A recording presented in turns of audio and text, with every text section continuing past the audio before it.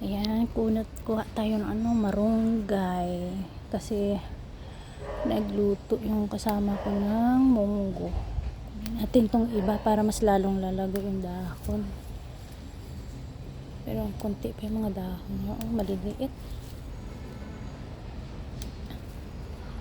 Ito yung sanga na bagong nilipat ko eh. Ayan, ito pa yun oh. Ito pa yung isa. Ito naman yung mga sili ko. Ang dami ng bunga oh. Kuha pa tayo ng marunggay dito.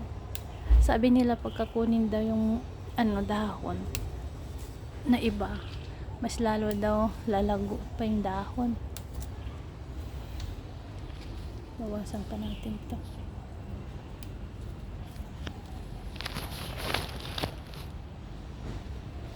Iskunin natin tong mga ibang sili.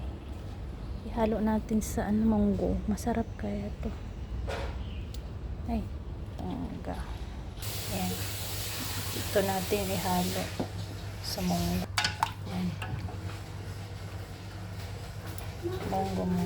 Daming kinain. Po. Ha? Daming kinain na cake? May mani doon. Mani? Nabuhay na yung mga anak ko eh. Yung mga alokbate. Yung lukbate ko. Itong mais na to hindi malagkit no. Kasi brown. Ay, Bagay talaga red. ng lukbate at saka yan.